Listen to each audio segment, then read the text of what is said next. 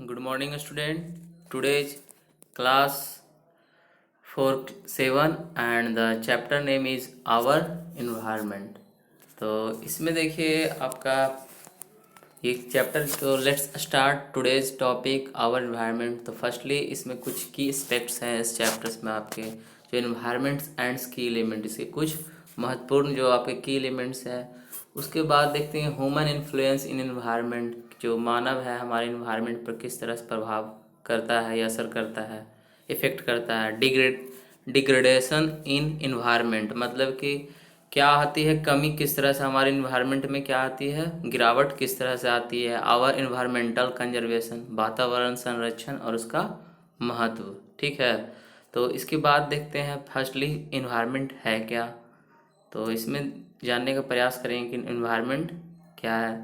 तो देखिए इन्वायरमेंट जो है surrounding or condition with in the individual, जैसे कि या हमारे चारों तरफ या जो जिस कंडीशन में हम लोग रहते हैं, इंडिविजुअल कोई व्यक्ति या ऑर्गेनिज्म जो पाया जाता है रहता है विद इन विच इंडिविजुअल और exist is termed as environment, जो जिसे पाया जाता है जिस कंडीशन स्थिति में, जैसे हम जहाँ रहते हैं जिस जगह पे रहते हैं, तो ये हमारे पास क्या है, एक इन्वायरमेंट में हम रहते हैं।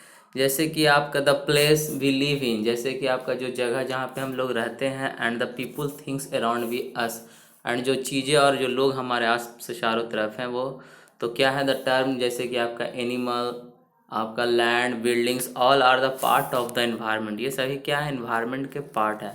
तो सिंपली फॉर्म में जैसे इन्वायरमेंट के यहाँ पे क्या डेफिनेशन दिया गया है, environment is the surrounding or condition with in which an individual or organism exist is termed as, उसे इन्वायरमेंट कहा जाता है। तो जैसे सिंपली फॉर्म में ये क्या है, combination of human environment and human and natural component. ठीक है, इन्वायरमेंट क्या है, ह्यूमन और नेचुरल कंपोनेंट का एक कॉम्बिनेशन है। ठीक है, जहाँ पे दोनों चीज़ पाई जाती है, दोनों एक दूसरे से इंटरेक्शन करते हैं। जैसे ह्यूमन बींग्स यानी एनिमल इंटरेक्ट किससे करता है, प्लांट और जो भी मिनरल्स उससे होता है वहाँ पे अवेलेबल होता है, तो ये एक तरह का इन्वायरमेंट इसे कहते हैं। तो डिफरेंट ऑर्गेनिज्म जो होता है आपका, अलग अलग जो जीव होते हैं अलग अलग इन्वायरमेंट में रहते हैं और फलते फूलते अलग अलग तरीक़ों से बढ़ते हैं और फलते फूलते हैं। जैसे एनिमल का कुछ और इन्वायरमेंट चाहिए, प्लांट का कुछ और चाहिए, ह्यूमन बीइंग का कुछ और चाहिए। तो देखिए इन्वायरमेंट को आपको दो, our environment combination is both, तो नेचुरल एंड दोनों क्या है हमारा इन्वायरमेंट जो है इज ए क्या है, यहाँ पे देखिए डिफिनीशन भी है यहाँ पे, जो our environment is a combination of both, दोनों का एक कॉम्बिनेशन है, चाहे वो नेचुरल और ह्यूमन प्राकृतिक और मानव तत्व का सा एक कम क्या है आपका कॉम्बिनेशन है our environment. The natural environment include, natural environment में दो चीज़ें शामिल हैं आपका, बायोटिक और एबायोटिक कंपोनेंट है। तो बायोटिक कंपोनेंट जो होता है वो कंसिस्ट ऑफ किससे बना होता है, मेनली आपका ये बायोटिक एनिमल्स जो बायोटिक होता है वो मेनली आपका लिविंग थिंग्स होता है, एबायोटिक आपका नॉन लिविंग थिंग होता है। तो बायोटिक में आपका कौन कौन आ जाएगा, प्लांट, एनिमल, ह्यूमन बीइंग, और ये सारे क्या आ जाएंगे, और ये सारे क्या आ जाएंगे आपका बायोटिक आ जाएगा। वही व्हील जबकि आपका एबायोटिक में आ जाएगा, आपका एबायोटिक इन्वायरमेंट किससे बना था, फिजिकल कंपोनेंट जैसे सच है आपके मिनरल्स, रॉक्स, ये सारे क्या हैं आपके, नेमली एयर, वाटर, ये सारे आपके ह्यूमन ये एबायोटिक है। तो मेनली आप समझेंगे क्या है आपका बायोटिक और एबायोटिक है। बायोटिक में लिविंग थिंग्स और एबायोटिक में नॉन लिविंग थिंग्स होते हैं। तो ह्यूमन इन्वायरमेंट्स का मतलब क्या है, देखिए ह्यूमन इन्वायरमेंट्स का रेफर्स टू का मतलब होता है एक्टिविटीज एंड क्रिएशन ऑफ, जो भी क्रियाकलाप और उसका जो क्रिएशन होता है, निर्माण होता है ह्यूमन बीइंग का, वो सारी चीज़ें शामिल होती हैं ह्यूमन इन्वायरमेंट में। जैसे कि हम प्लांटेशन क्रॉप करते हैं, फार्मिंग करते हैं, ट्रांसपोर्ट करते हैं, या जो भी जंगल का फॉरेस्टेशन करते हैं, ये डिफॉरेस्टेशन करते हैं, सारे ह्यूमन एक्टिविटीज़ हैं।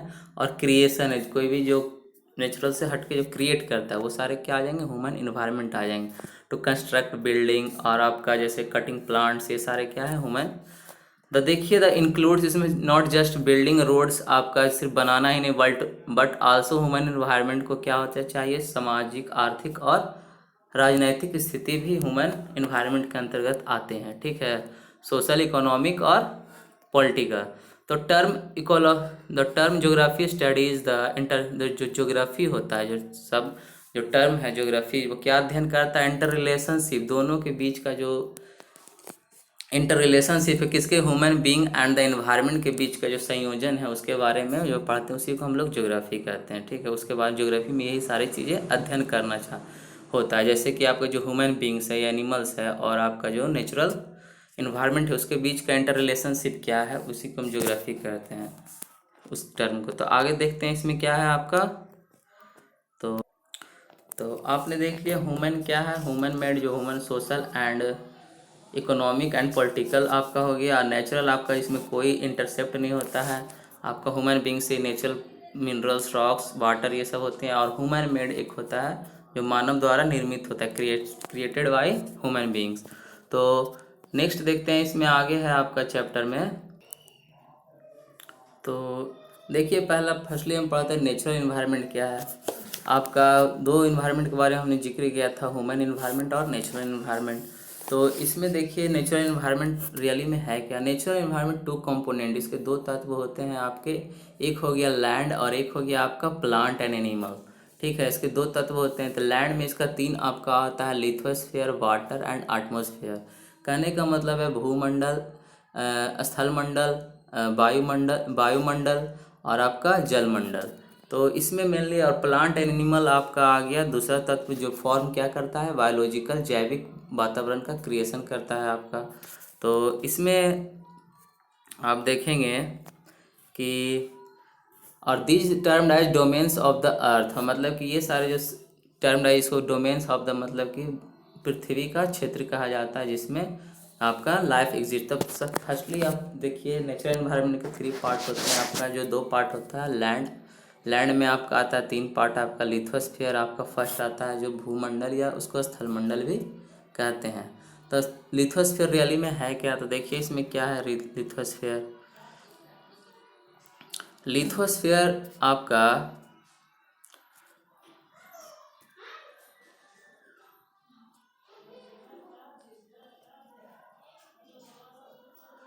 लिथोस्फीयर है आपका, देखिए इसमें है जो ये हार्ड और outer most solid layer of the अर्थ, जिस पे हम सतह पे रहते हैं, जब पृथ्वी का सबसे बाहरी सतह, जो आपका सबसे हार्डेस्ट और सबसे बाहरी सतह है, सॉलिड लेयर है, उसको which are made up of, किससे बना हुआ है वो, रॉक मटेरियल इज कॉल्ड, उसको क्रस्ट कहते हैं। जिस लेयर पे हम लोग रहते हैं, क्रस्ट लेयर पे रहते हैं, आपको उसी को हम लोग क्या कहते हैं, लिथोस्फीयर कहते हैं। Most part of covered with the soil and the varying depth.